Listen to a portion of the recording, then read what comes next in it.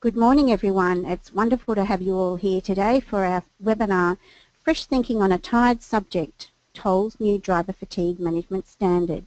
This webinar is proudly brought to you by the National Road Safety Partnership Program, or NRSPP, in partnership with ARB Group and, of course, the Toll Group. My name is Rosemary Patterson and I will co-moderate this session and provide tech support if required. My esteemed colleague Jerome, who manages the NRSPP and its many activities, joins me in the studio as our primary moderator today. Welcome, Jerome. Thank you very much, Rosemary. Pleasure to be here.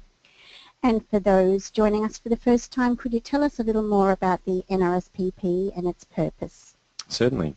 The National Road Safety Partnership Program has been established to provide a collaborative network for Australian businesses and organisations to help them create a positive road safety culture, both internally and externally. It aims to help organisations of all sizes, across all sectors, to share and build road safety initiatives specific to their own workplace and beyond. It is delivered by ARB and funded primarily by a government coalition and ARB. So for more information, more tools like this webinar, please refer to the NRSP website. And once again, a special thank you to Toll, who's one of our steering committee partners as well, for taking the time to share their learnings. Awesome. Thank you, Jerome. We'd like to make our audience aware that, as always, we are recording today's session and we'll be sure to share the footage with you on conclusion of the webinar. Webinars work best when they are interactive, so please type your questions into the chat box and address them along the way. It is my absolute pleasure to welcome Dr. Sarah Jones to the studio today. Dr. Sarah Jones is the Group Manager for Road Transport Compliance at Toll Group. She was formerly the Director of Compliance and Technology at the National Transport Commission, where she led the team that put the Heavy Vehicle National Law together.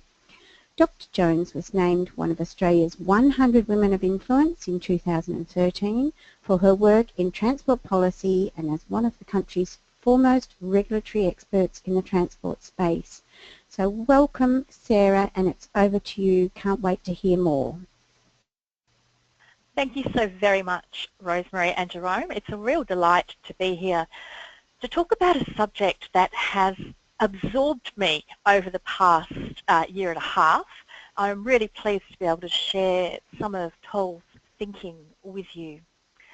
Just to put the discussion into some context, I'll tell you a little bit about Toll Group. So we are part of Japan Post, and we are the Asian region's leading provider of logistics services. We have about 40,000 staff at 1,200 sites in more than 50 countries. And currently in Australia, we operate about 3,000 heavy vehicles.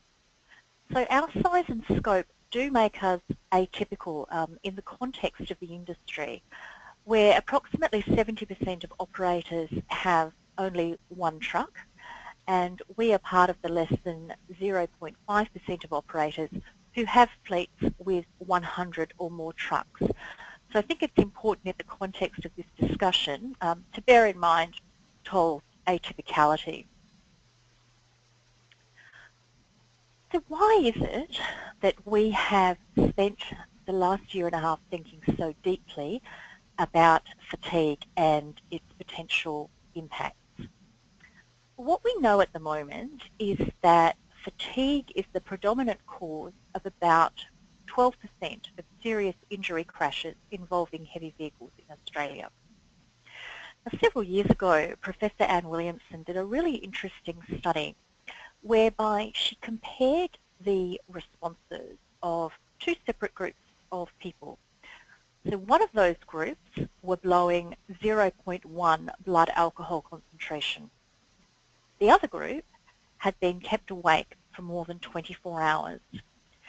And what Professor Williamson found was that physiologically those groups were virtually the same.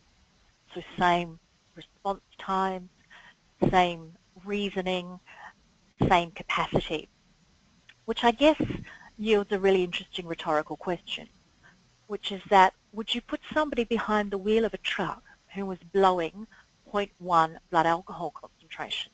And I think quite clearly the answer is no. The risk that we're facing is that somebody who is impaired by fatigue could experience a micro-sleep, while they're on the road. And what this means is that if the vehicle was travelling at about 100 kilometres an hour and the individual had a micro sleep of about 2 seconds, then that vehicle would travel nearly 56 metres with no one effectively in control of the vehicle. And that clearly can have very, very serious consequences for the driver and for other road users. When we think about fatigue, I think it's helpful to think about it in terms of the risks it poses on the road, but also the risks off the road.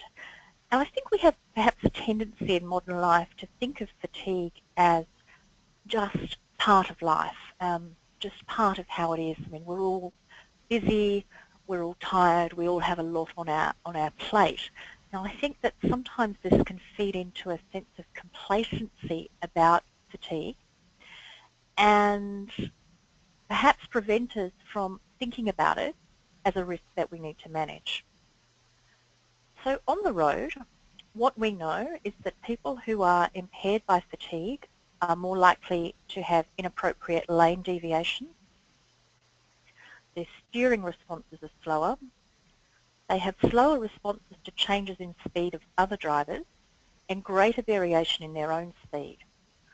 They can also experience impaired visual scanning or tunnel vision, and they have generally slower reaction time. And of course, they're at risk of a micro sleep. Now, off the road and in the longer term, there's also a heightened risk of blood pressure increases, a risk of heart disease, of gastrointestinal problems and weight gain. There's a disruption of circadian rhythm and a risk of type 2 diabetes. People who've been exposed to long-term impairment by fatigue are more likely to smoke and use alcohol. They're also at greater risk of irritability and depression. Now, just recently, the results of a survey were released which suggested that transport workers are about 7% more likely to develop depression than other Australians. So how does the law and the policy framework approach these problems at the moment?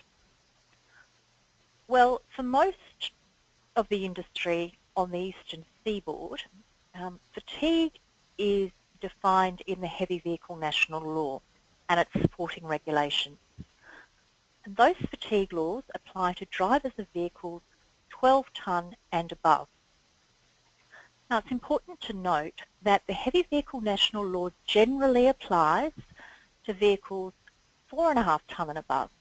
But in the case of fatigue, it has nothing to say on those vehicles between 4.5 and 12 tonne. So there's this ambiguous grey area in the law. At this point in time, Western Australia and the Northern Territory are not signatories to the Heavy Vehicle National Law. So they operate under their own state-based systems, which are generally more permissive in terms of hours of work and rest. Now, although nominally there is this national law for the eastern states, important differences do remain in how the states and territories approach fatigue. So just to give you one example, New South Wales has introduced a concept of personal activity. Now, I actually think the reasoning behind this was quite sound. So New South Wales has said that a driver can use their heavy vehicle for a period of 1 hour for what they call personal activity. And this would be things like driving to a cafe, going to the gym, going to the supermarket with that vehicle to pick up supplies.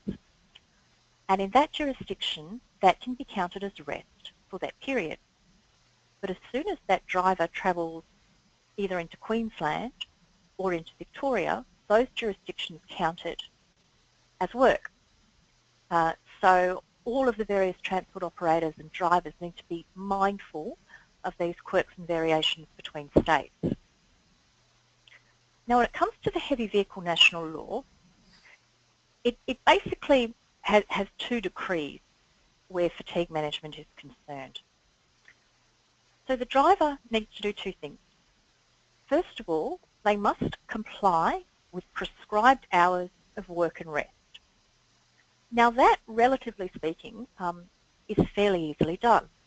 So you would use national work or scheduling systems to track hours of work and ensure that sufficient rest is scheduled. But the second thing that must happen is that drivers must not drive while impaired by fatigue. So it is possible that a driver and their operator could comply with all of the requirements around work and rest hours, but still be impaired by fatigue. How do you manage that? I think this is really complicated by the fact that, unlike, say, blood alcohol or speeding, there's no objective test we can administer to find out how impaired somebody is by fatigue. There's an element of subjectivity and judgment call. So how do we manage what can't be measured or tested for? At Toll Group, we've had an internal policy in place since about May 2012 to help us tackle these vexed issues around fatigue. In February 2014, the Heavy Vehicle National Law commenced, which means that we have this legal and policy framework in the eastern states supported by regulation.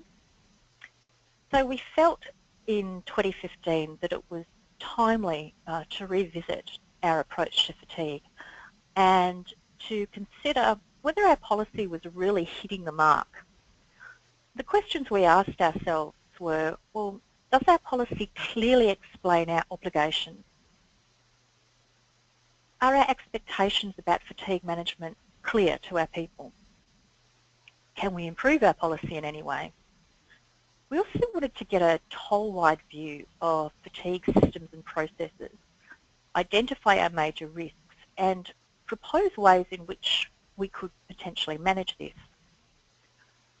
Now, we limited ourselves in scope to heavy vehicles, 4.5 tonne and above, on public roads. So we didn't look in any great detail at our fleet operating on private roads such as mine sites.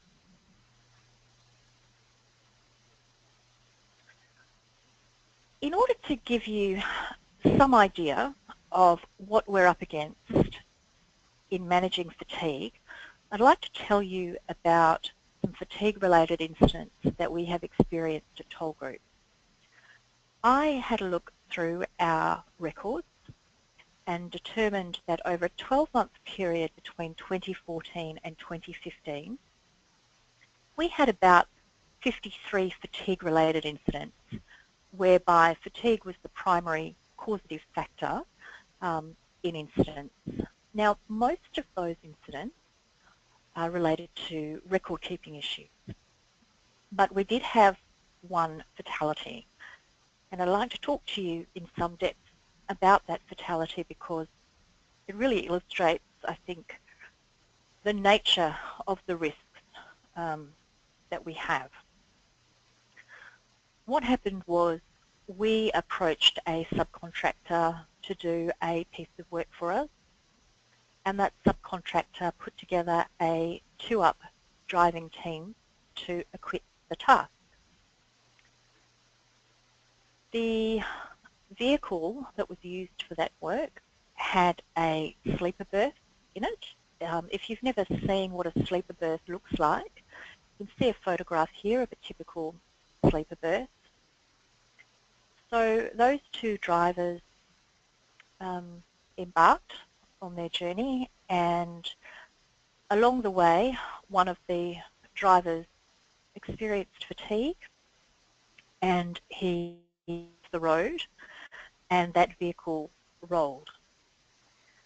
Now, at the time that that vehicle rolled, the second driver was in the sleeper berth, and when the vehicle rolled, he was effectively trapped within the cabin. He was fully conscious at this time, but because of the remote nature of where the incident occurred, occurred, it did take some time for emergency services to arrive, and sadly the driver in the sleeper berth did not survive this incident. I think there's really 3 key points to be taken from this fatality. And the first of those is the risk associated with subcontractors. Now, there are many very good, safe and competent subcontractors, and we work with many of them. But in the terms of the Heavy Vehicle National Law, when Toll Group transitions from being an operator or an employer to being a prime contractor, our legal risks and obligations remain exactly the same. So same level of responsibility, but a reduced capacity for oversight, because after all, we are not the ones directly acquitting that work. I think the second thing that this fatality illustrates is that what is legal and what is safe are not always the same thing. Let me explain what I mean by that. So in this instance, the driver who was at the steering wheel at the time the vehicle ran off-road had in fact completed 8 hours work in the yard before he was approached to do this task. Now, because the task that he was doing at the depot did not directly relate to the heavy vehicle, it isn't technically considered work in terms of the Heavy Vehicle National Law. So technically speaking, he had the full 12 hours in the bank. Of course, a broader definition of risk under workplace health and safety would say, well, was that the most sensible thing to do, the wisest thing to do? And it really brings us back to this bedrock position that technical compliance, technical legality and safety might not be the same thing. I think the other really important point to note about this is a point about culture. So when the surviving driver was interviewed after the incident, he was asked, if you knew you were experiencing fatigue, why didn't you pull over? You had this resource less than 30 centimetres away from you. Why didn't you ask the other driver to take over? And his response was, I wanted to be a good bloke and let him sleep. And I've thought about that comment over and over again in an attempt to understand this incident and the cultural barriers that we've got to managing fatigue really effectively. And, you know, I just think this statement sums it up. You know, this misplaced sense of doing the right thing, and this idea that you can tough it out. And this again, you know, has to do with blokiness, and the demographic that we're working with here is overwhelmingly a male demographic. So it's really brought it home to me that we had to tackle the issue of culture. So I will pause there and take any questions you might have at this point. Fantastic, Sarah. Quick question first. How's the driver doing, the surviving driver? Look, from what I understand, he's struggling, as you would imagine he would be. I mean, he's going to have to live with the implications of that decision for the rest of his life, and that just, it can't be easy. Thank you, sir. We have a couple of questions here.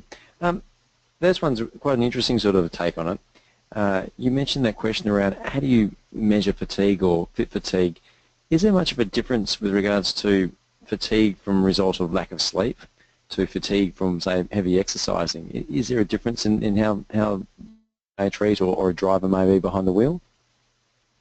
Yeah, that's an interesting point. There are certainly some researchers in the area who make a distinction between drowsiness, for example, and sleepiness and general levels of fatigue. I mean, one can feel wearied in an almost satisfied way, after exercise, which mightn't pose an immediate on-road risk, and yet be fatigued in quite another way after an extensive period of time on the one task. And those differences in terms of fatigue as a function is something I'm going to return to later.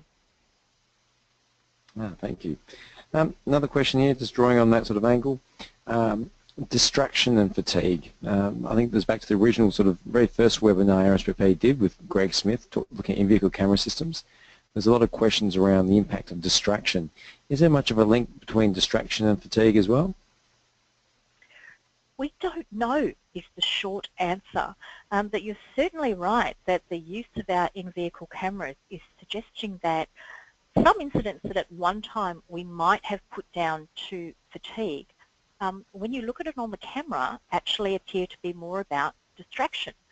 I think there's a lot we don't know about the relationship between fatigue and distraction. So, for example, some drivers will tell me that they will listen to their CB radio and talk to other people on the CB radio as a fatigue mitigation tool. So technically you would say there, well, there is capacity for distraction, but is that a distraction that is mitigating a fatigue risk? So I think there's a whole lot of unanswered questions in that space. The next one we got here from Michael. I have a question for Sarah. What research is there that links diet and nutrition to fatigue, and does Toll provide nutrition and diet-based coaching? Okay, good question. No, we don't provide individualised nutrition and diet-based coaching. In answer to your first question, yes, there is material that links fatigue and diet. I would direct you to have a look at the National Transport Commission's guidelines on managing fatigue, because those guidelines do talk about the relationship between diet, exercise and fatigue, and talk in a fairly generic way about the impact, for example, of caffeine, alcohol, use of stimulants, and time of day at which heavy meals are eaten. And we've taken that material and similar material and packaged it up for our people, but it's fairly generic and non-individualised. And we have a last sort of question before we move on here from Michael. How aware are toll drivers of the risks relating to, I guess, the impacts on fatigue on the personal side? Obviously, they understand the work environment risk and the micro sleeps on the road. But what about the personal impacts, what it can do to their body and mind over time? I think Toll Group has been really good in terms of disseminating information through toolboxing. So we've used toolboxes to bring drivers together and to release information to them, encourage them to think about these kinds of issues and take them on board in their own personal lives. But look, I think, sorry to use a cliche here, but I think we're on a journey with this, and we're really trying to encourage people to think about the risks associated with fatigue, not just on road, but in terms of people's personal health and well-being. Fantastic. Thank you, Sarah. It's Awesome. a pleasure. Jerome, are you right to move on? Certainly am. Fire away, Sarah. Thank you. So I'm going to return to those three issues I mentioned about subcontractor management, safety and legality, and culture, and just talk a little bit about how we're tackling this at Toll Group. So we have introduced subcontractor management systems in order to really instill some discipline and rigour into our systems regarding the use of subcontractors. So for example, we now have a pre-qualification system whereby we look at things like subcontractors, licences, accreditations, insurances, COR systems, etc., just to give ourselves confidence that the subcontractors are on the same page as Toll in terms of their approach to safety and compliance. We also now have in-house auditors who focus exclusively on auditing our subcontractors. So they have quite an exhaustive audit tool which asks some fairly probing questions of subcontractors so that we better understand their operating systems and their culture. And we also have a requirement that our captive subcontractors need to be using GPS monitoring. We do that through our in-vehicle monitoring standard so that we've got really good visibility of driver speeding events. Okay, I mentioned earlier that we are trying to move beyond the bedrock question of is it legal into a broader question of, well, is this safe and is it consistent with the toll way of So here at Toll we have a central value that says no task is so important that it cannot be done safely. And when we started thinking about this, there were a few areas where we thought, well, that might be technically legal, but do we think it manages risk and promotes safety?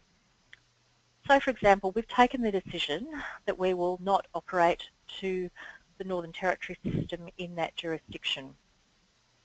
And we took this decision because the Northern Territory law basically says that a driver must have a minimum of 6 hours rest in a 24-hour period, which infers that 18 hours of work is acceptable. And when we looked at the fatigue data and the current state of knowledge about fatigue, we didn't feel that that was going to be the safest for our people. We've also decided to apply our new driver fatigue management standard to all vehicles 4.5 tonne and above.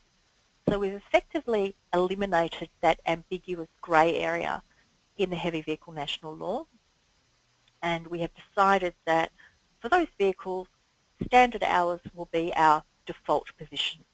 So we've put some certainty there. We've also decided that we're still going to use safe driving plans.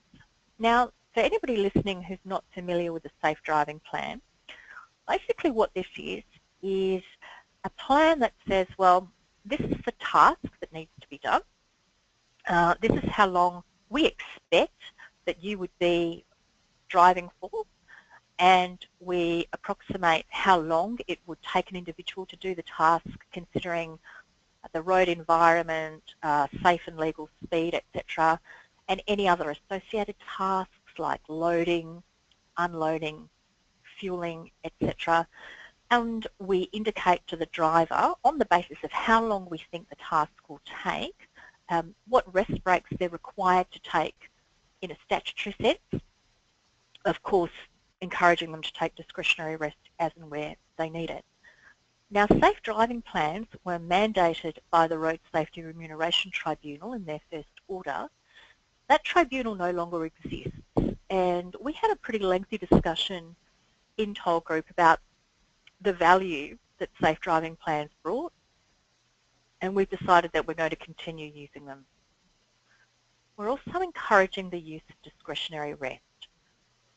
And we're doing this to really try and tackle that question of impairment by fatigue, whereby you can be compliant with work and rest hours, but still experience impairment. And one of the ways we can tackle that on the road is by creating a culture that says to the drivers, if you are at risk of a micro-sleep, if you are concerned about impairment by fatigue, then you are empowered to pull over and take discretionary rest. But how do we do that? How do we build the kind of safety culture where people feel confident that they can make these decisions about discretionary rest and not fear repercussion or punishment, or that they're not getting the freight there fast enough? One of the things that we've done as part of our review is to identify the kinds of myths and ideas that could prevent us building this kind of culture. And we've come up with about 6 of them, and I'll talk you through them now. So the first one is this idea that if you're tired, you can just push through. Well, no. There's this wonderful quote from the Civil Aviation Safety Authority in Australia, and it says this: fatigue cannot be prevented by personality, intelligence, education, training, skill, motivation, size, strength, or professionalism.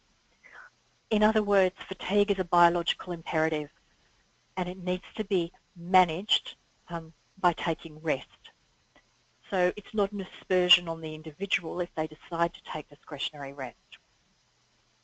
Secondly, my job is getting the freight where it needs to be at the time it's supposed to be there. Everything else is secondary. Well, at Toll Group, we believe that no task is so important that it can't be done safely. Number 3, the customer is always right. Look, we work in a service environment. We certainly aim to keep our customers as happy as possible. But the customer ceases to be right at the point that they make demands or omissions that put our people and other road users at risk. Number 4, real men don't ask for help. Well, the message that we're trying to get out there is that very few people, male or female, go through their lives without experiencing stress or trauma. And this stress and trauma can have very real implications on the road. Number 5, it's not my business what the driver gets up to on his or her time off. Just allied to number 6, what I get up to on my own time is my business. And look, clearly every individual has a right to privacy and to make decisions about their own personal lives. But the Heavy Vehicle National Law is very clear that we are interested in the causes of fatigue, whether or not the cause arises while the person is at work. So the message that we're giving to our staff is that, look, toll workers must intervene where they suspect a driver is impaired by fatigue or otherwise not fit for duty. I want to show you what I think is a really interesting graph, and that I think illustrates why we've got to be thinking more about fitness for duty. So what this graph shows is where accidents occur from point of departure, and it's put together by NTI, which is Australia's largest insurer of heavy vehicles. Now, intuitively, you would think that accidents are going to be more likely the further you get into a journey. But actually what this data suggests is that accidents are more likely to occur in the first 100 kilometres. In other words, in the first few hours of a journey. So what this suggests is that the issue may not so much be time on task as it is a fitness for duty issue. In other words, it's about the state of mind, the physical health of the driver when they arrived at work. Now, I think perhaps part of why this has been difficult to tackle is that the idea of the vehicle as a workplace as opposed to a personal space is still quite a relatively recent idea. And in order to try and break this down, one of the things that we're doing is actively trying to recruit the spouses and partners of drivers as our allies in this. So we're going to be putting together communication materials for partners that aims to educate them about fatigue, about the risks of impairment by fatigue, and make suggestions about the ways they can work with us and help us to keep their partners and other road users safe on the road. Now, we also recognise, of course, that some of these issues around fitness for duty can potentially be quite sensitive. So I'll just list 3 here. The research done by Norris and others in 2000 suggested that financial issues can lead to a higher crash risk. Legree in 2003 found that heightened stress due to life events is correlated with at-fault crashes. And a study done by Lagarde and others in 2004 found that divorce and separation is associated with a crash risk increase in the order of 4.4%. Now, these are sensitive, difficult issues, and our drivers will only be forthcoming with us if we work to create a culture of disclosure where people feel they can safely disclose some of these issues. Now clearly our depot workers, our managers, they're not trained psychologists.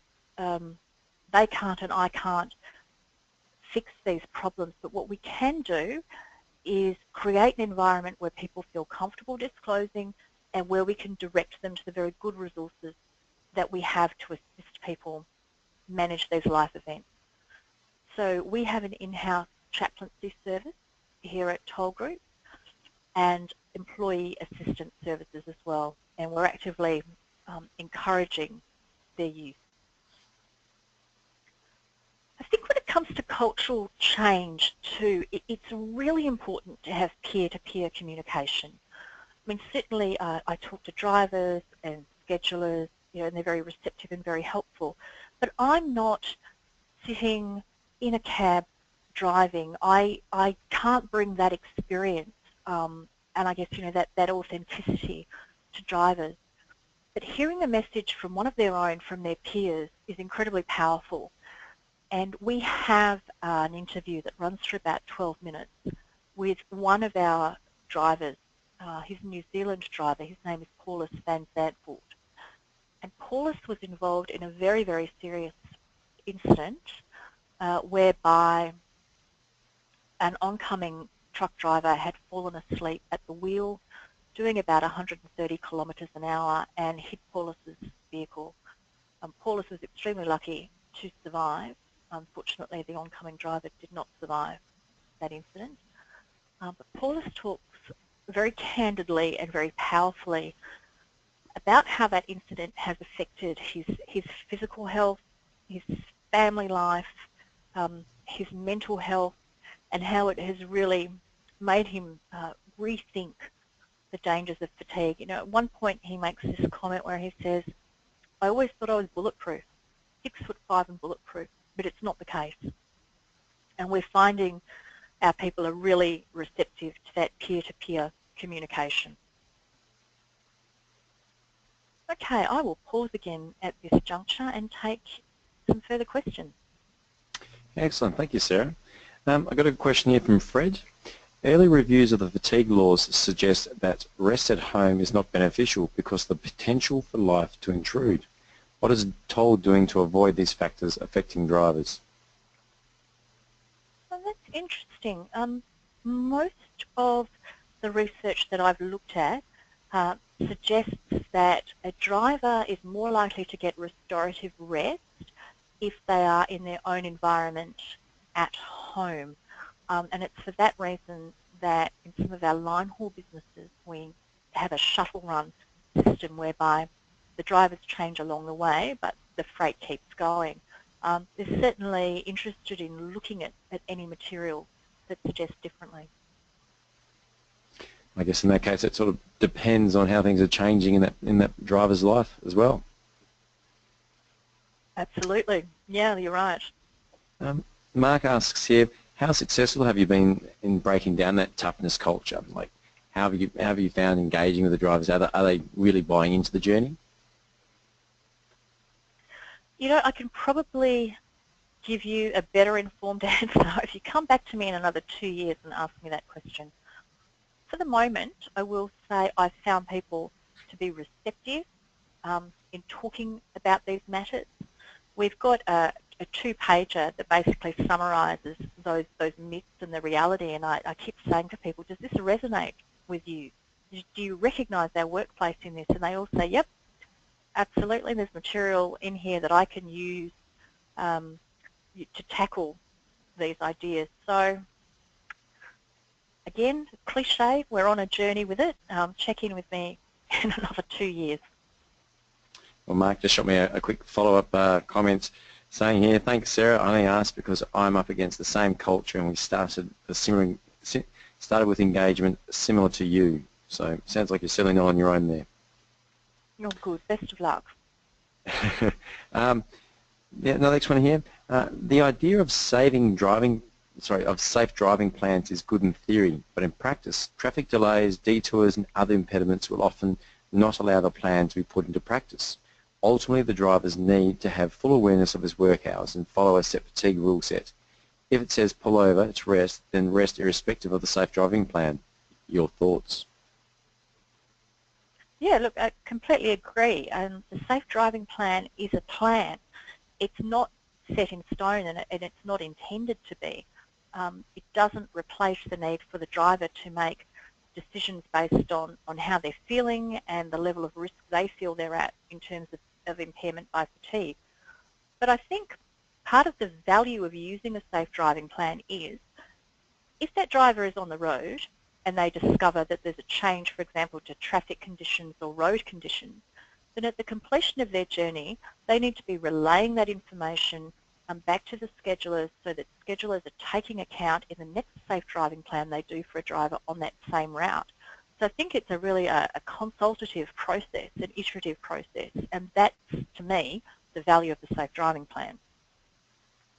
That one was from Fred, and he just went on a bit further to ask, another problem is that safe driving plans do not consider the specific driver's past fatigue history. How many hours does they have in the safe driving plan? Well, I mean, I think that certainly in the safe driving plans that we use, we ask the driver, how many hours do you have in the bag? We don't take it for granted that they've always got 12 hours. Now, for the drivers that work for us, our employee drivers, I mean, that's easier to manage than when you're using subcontractors who you might not see all the time. You might not have a good sense of the nature of the work that they're doing. And this, again, is why I think it's so imperative to have systems around subcontractor management. And there's another question here, just asking about the GPS monitoring of subcontractors. How well resourced are they to deal with that, with the data and actually successfully using that tool? Look, it varies. As I said, we have that requirement for our captive subcontractors, and broadly speaking, we've found that it works fairly well. Excellent. Last one here before moving on is from Frank. Frank's asking the question really, how am I going to be driving along and where do I find sufficient parking positions, parking spaces for the heavy vehicles? It's all good to need to manage my fatigue, but where can I stop? Frank, a question after my own heart. So back in 2012, I think it was NatRoad did an audit looking at the sufficiency of driver rest areas around the country, and they found that we've got a deficit of about 22,000, which is an awful lot. And I think we've really got to invest more fully in making sure that there are places for drivers to pull over safely, to take restorative rest. In fact, that's one of the reasons why Toll Group has invested in their own purpose-built residential facilities, was recognising the insufficiency of these driver rest areas. And on an ancillary note too, I think we've got a burgeoning problem in terms of competing for space with grey nomads. So, the individuals who are doing the post-retirement tour of Australia, and good luck to them, but they're also utilising these spaces and probably more inclined to be using them in terms of a social space as opposed to our heavy vehicle drivers who are looking at them as an opportunity to rest and recharge and manage their fatigue. So I think there's a bit of a conflict there. And last question before we move on. Thanks for all these questions coming in. Stuart here asks, what mitigations are required for a two-up arrangement? Or should it just be done seeing the proximity of the drivers and the quality of the rest seem questionable? Sorry, just not be done. That is a really, Yeah, look, that is a really interesting question. I don't have a definitive answer. What I hear is that there's two schools of thought on this, and one is that the camaraderie that you get when you have a good two-up driving arrangement, the sociability, the communication, that can actually help manage fatigue. And of course, you've got this additional resource. On the other side of the coin is, well, you know, is a sleeper burst the best way of getting restorative rest? I mean, especially if you're travelling along an unsealed road. There is actually no requirement in the Australian standard for air-conditioned cabins. So I think a lot of it, you know, depends on the environment in which you find yourself. So, yeah, I don't know the answer to that question. So, that's right. Did you say there's no requirement for air-conditioned cabins? Like, so, I believe so, yes. wow. But that is actually not part of the Australian standard. Interesting. All right, thanks, Sarah. Let's move on to your final key messages. Okay, and thank you everybody for the fascinating question. Okay, so where have we landed? Well, the feedback I got loud and clear from within the business was that when I developed a new standard, I had to make sure that it was short, sharp and punchy.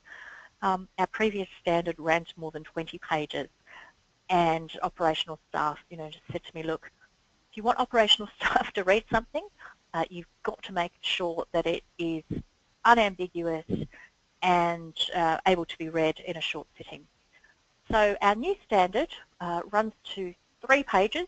It's extremely concise and just really hits the key marks on what people must do and must not do. But that is supported by much longer guidance material. And what we've tried to do with this guidance material is tell a story in a narrative sense about the importance of fatigue management, about what can go wrong if we don't manage it, about the long-term health risks. We've also used the guidance material as a one-stop shop for all of the various fatigue rules and laws across the country, so our people don't have to keep going looking in diverse places for the rules. They're all there for them, hyperlinked. What we've also done is taken all of the material we've found about how specific fatigue risks can be managed and documented them in this little booklet, so that our people out there in the depots can go and have a look at that, see what might be applicable to their business and say, aha, okay, I can apply that, that sounds useful.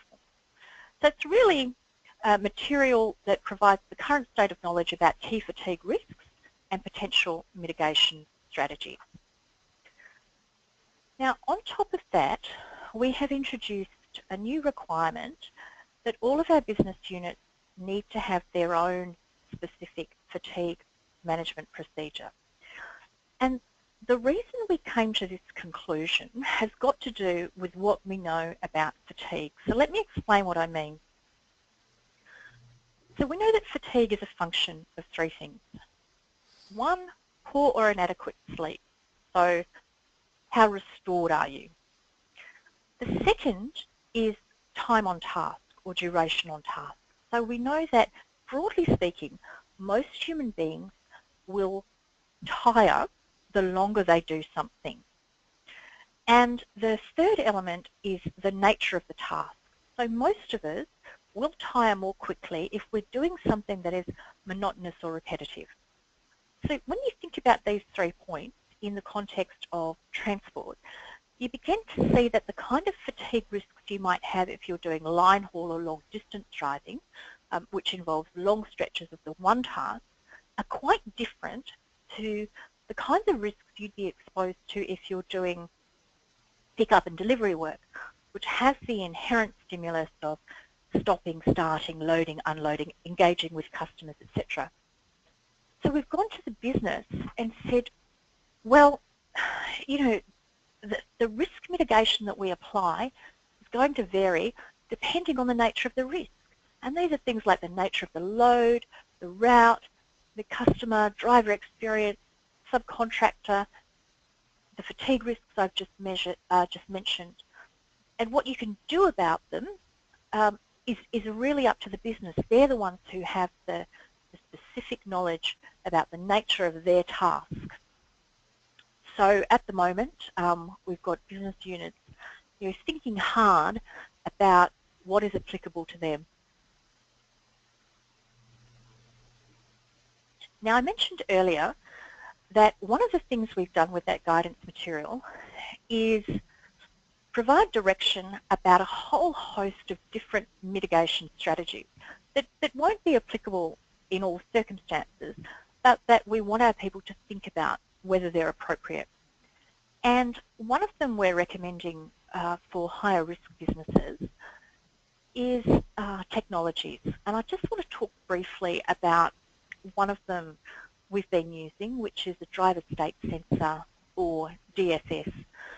And what this is a camera mounted within the vehicle that basically tracks the pupil, and in Toll's case is configured to send an alert if it cannot detect a pupil for more than 1.5 seconds, which might be indicative of a microsleep.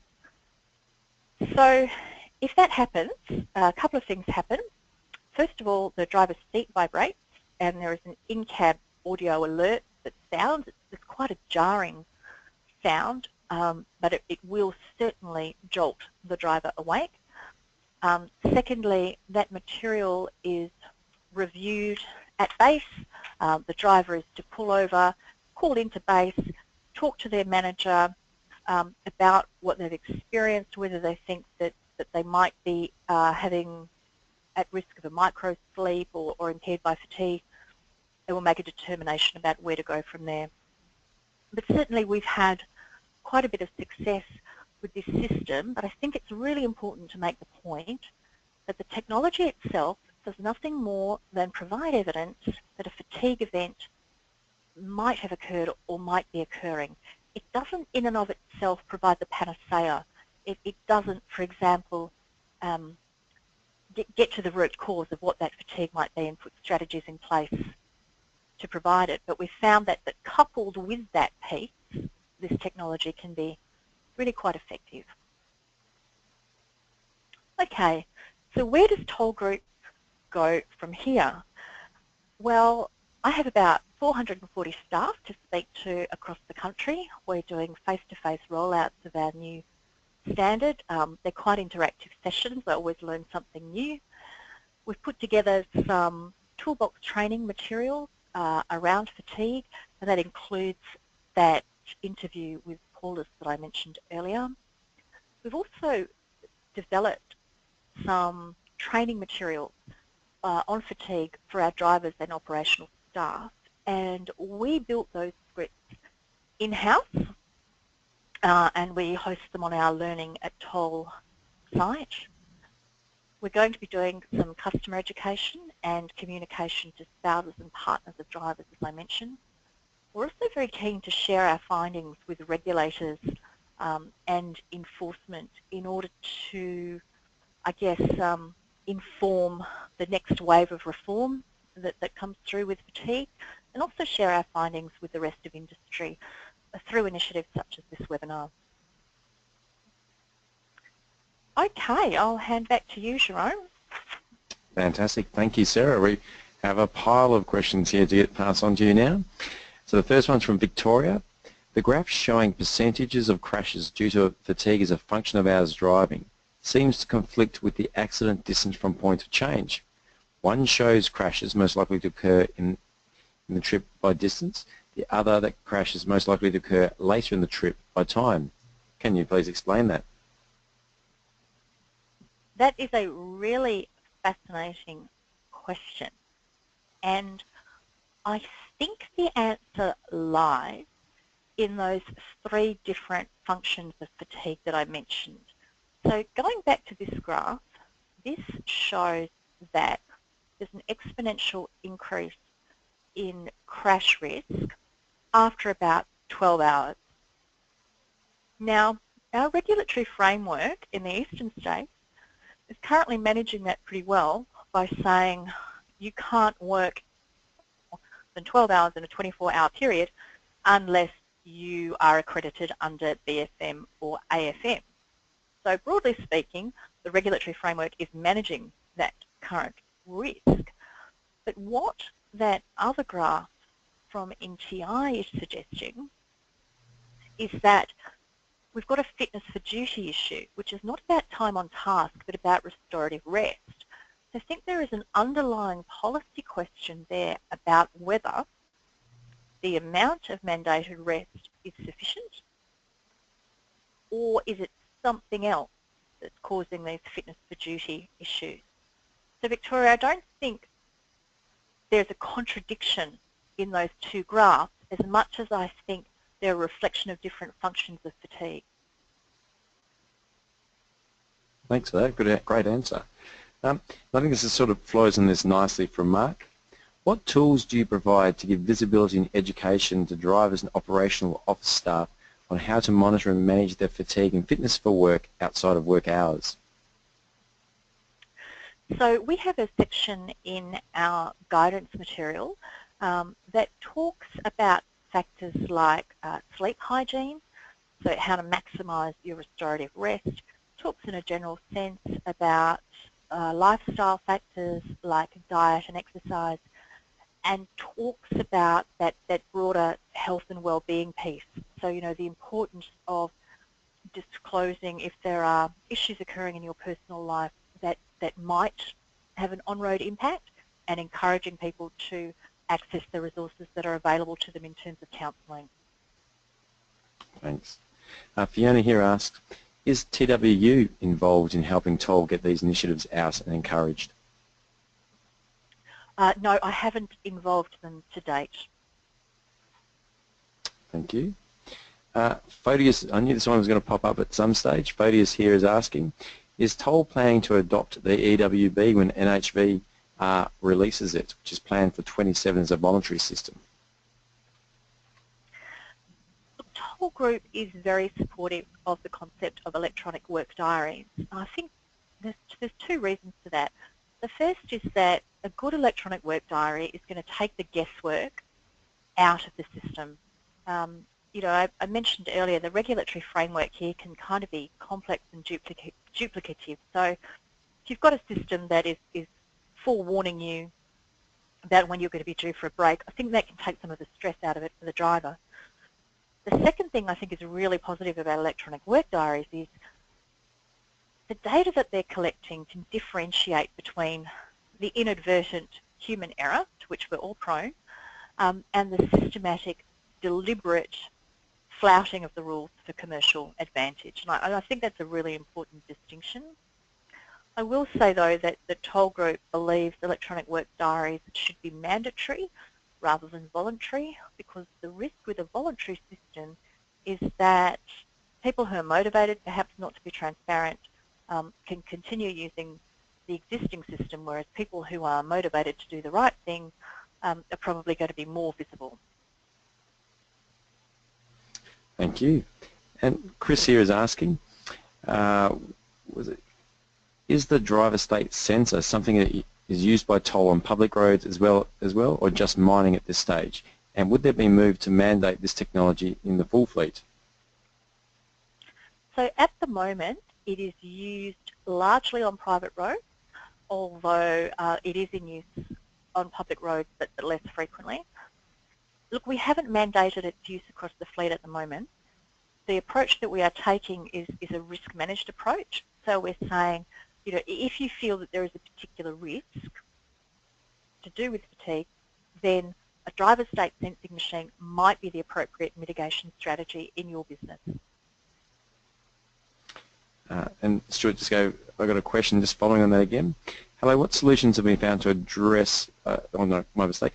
What solutions have been found to address employees' reluctance to allow sleep studies to be done in their fleet? And is Toll doing anything around sleep studies itself? Yeah, that's an interesting question. I'm not going to make a comment on reluctance to do sleep studies because I'm not sure that that's the case. what I think is probably more likely is that operators are following the assessing fitness to drive guidelines, the AFTD guidelines, and certainly I'm no expert on those, but when I last looked at it, the AFTD was recommending using the Epworth sleepiness scale, as a measure of fatigue risk that might lead you to do a sleep study. And as I understand it, the Epworth scale is self-reported. So I think it might be more a function of the guidelines that we're working within at the moment, as opposed to a great reluctance to delve more into the area. Thank you. Got a great one here from Chris. With regards to the fatigue glasses of drivers, if he wants or needs to wear his own sunglasses or prescription glasses, will they impact on the technology? Yeah, look, interesting question. We've been using DSS for some time now, so we've been able to iron out some of those kinks, and certainly, yeah, in the early days, if a driver was wearing spectacles or sunglasses, it could result in a false positive. So if it couldn't find a pupil, it was saying, well, this could potentially be a fatigue event, but it wasn't. But in talking with people who use the system a lot in the business, a lot of those kinks have been ironed out as the system has had more smarts built into it. And I guess this will be our sort of closing question. So I'm sorry if I haven't been able to answer everyone's sort of questions out there, but time is running out. So this last one's from Photius.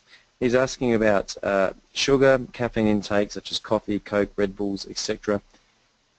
Are the drivers aware of the impact this can have on them, and how does this sort of play into managing fatigue? Yeah, interesting. Look, as I mentioned, our guidance material does talk in a general way about dietary impact on fatigue, and we do talk about the use of caffeine and stimulants, and when not is that appropriate, but the advice is fairly general in nature. Thank you very much, Sarah, for today. It's been fantastic hearing about fatigue at Toll and how you're managing and the new approach. So thank you so much for your time today. Thank you so much for the opportunity. And thank you to you, Jerome, and thank you for our audience for being so engaging. We'd love to hear your feedback via the survey that will launch shortly, and we hope that you'll join us again for future webinars.